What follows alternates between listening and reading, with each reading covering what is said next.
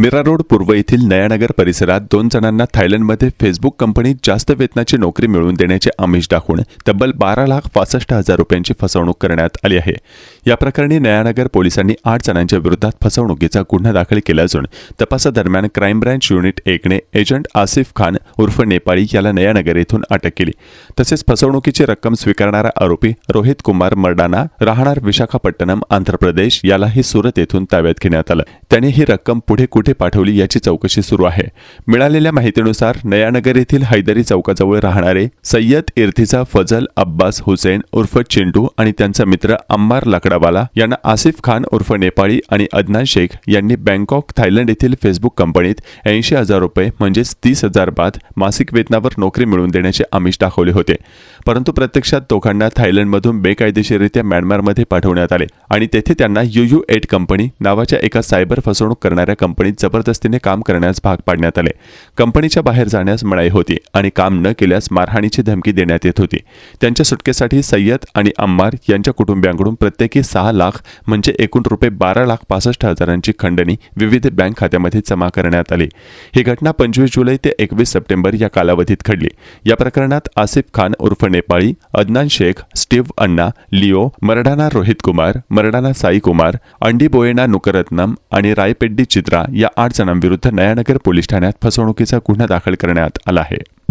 आप सबको मालूम है कि 1 अक्टूबर से पूरे देश में महीने भर का एक साइबर अवेयरनेस प्रोग्राम चालू है। ये cyber program awareness program Maharashtra में भी चालू है। 3 तारीख को इसका औपचारिक उद्घाटन माननीय मुख्यमंत्री साहब ने किया था। मीरा भाईंदर वसई विरार कमिश्नरेट भी इसमें सहभागी है और अनेक प्रकार के कार्यक्रम या इस महीने में आयोजित किए जा रहे हैं। इसी दरमियान पिछले कुछ दिनों में इसी मुहिम का भाग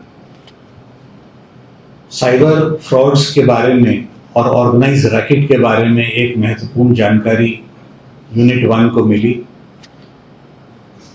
जानकारी के ऊपर जब अधिक उसके बारे में विश्लेषण किया गया तो ये सामने आया कि एक अंतर्राष्ट्रीय रैकेट चालू है जिसमें भारतीय युवकों को प्रलोभन देके उनको धोखा देके विदेश में ले जाया जाता है।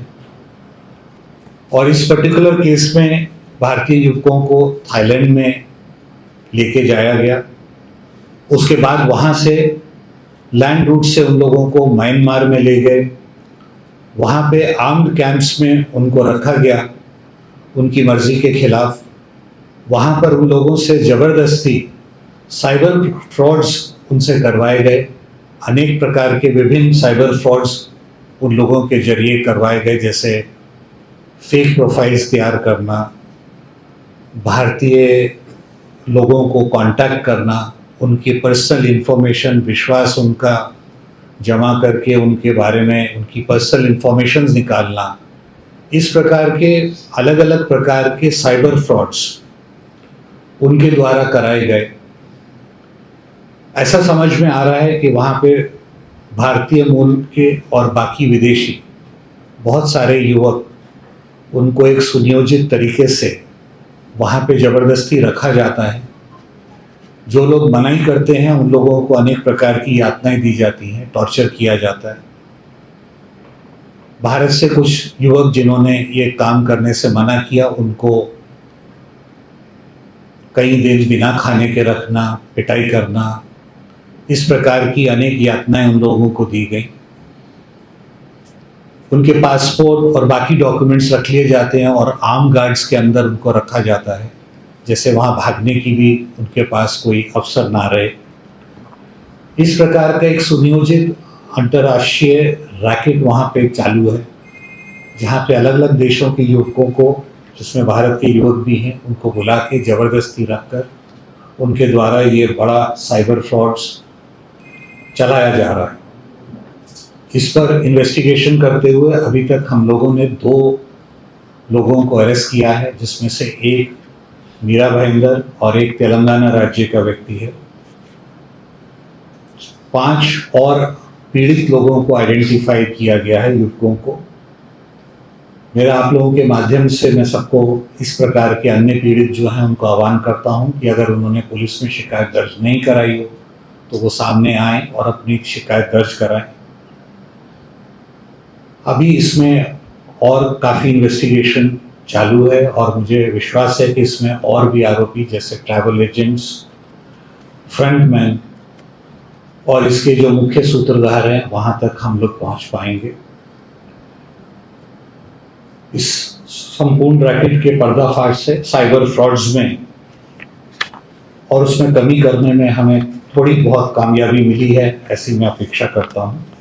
और इसके ऊपर और अभी इन्वेस्टिगेशन जैसे जैसे होगा उसके बारे में आपको जानकारी देते रहेंगे। किन लोगों को निशाना बना देते हैं लोग? सर, जो पीड़ित लोग थे उनको वापस लाया गया या वो खुद से आए? या वो अपने आप आए हैं सर? पीड़ित जो लोग जो हैं उनको एक्सटॉर्शन किया गया। जो लोग वापस जाना चाहते थे उन लोगों को अनेक यातनाएं देने के बाद उनके परिवारजन, उनके मित्रों से काफ़ी पैसा वसूला गया और एक्सटॉर्शन की गई। भारी एक्सटॉर्शन की अमाउंट के देने के बाद ही वो लोग वहाँ से छूट पाए। वो खुद से आए यहाँ पर? मजबूर वो वापस आ गए हैं सर। कुछ लोग उसमें से वापस आ गए हैं और कुछ हम लोग ऐसे भी आइडेंटिफाई करें जो अभी तक वहाँ से नहीं आ पाए। सर, ये किन लोगों को निशाना बनाते थे ये लोग? तो अम्मार और चिंटू जो है दोनों के परिवार में 12.65 लाख जो है वो दिया एक्यूज को। तो दोनों भी अलग अलग अकाउंट्स में पैसे मंगाए गए थे। तो जिनके अकाउंट में पैसे मंगाए गए थे क्या उनके ऊपर भी कोई कार्रवाई हुई? उनके ऊपर भी ये पूरा मनी ट्रेल किस तरह से जा रहा है और कहाँ तक जा रहा है और इसके पीछे कौन लोग हैं, इस पूरे मामले की जो है अब इन्वेस्टिगेशन की जा रही है। तो बैंकॉक से म्यांमार लगे और बीच में इतना स्ट्रिक्ट बॉर्डर है, then also they cross that border. और वहाँ पे किस तरह की सिक्योरिटी है और किस तरह से बॉर्डर क्रॉस किया जा रहा है, इसके बारे में मैं अभी कुछ ठोस जानकारी नहीं दे पाऊंगा। पर ये सुनियोजित तरीके से बॉर्डर क्रॉसिंग करी जा रही है और ह्यूमन ट्रैफिकिंग के जो इस तरह के केसेस आते हैं उसमें सब में जनरली बॉर्डर क्रॉसिंग की जाती है। सर, इसका जो मेन सूत्रधार है क्या उसको आइडेंटिफाई किया गया है? हमारे पास नाम है परंतु ये नाम अभी वेरीफाई कर रहे हैं।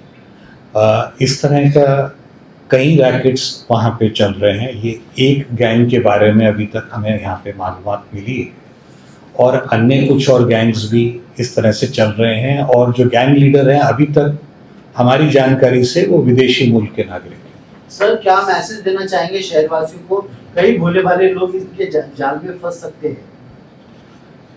मैसेज मेरा यही है और ये पूरे साइबर अवेयरनेस कार्यक्रम जो 1 महीने का है इसका भी मैसेज यही है कि इस प्रकार की कोई भी आपसे इस तरह की ऑफर्स देता है, प्रलोभन देता है आपको, तो उसके बारे में पूरी जानकारी लें, उसके बारे में पूरी तहकीकात करें और तभी इस प्रकार के ऑफर्स को एक्सेप्ट करें। सर,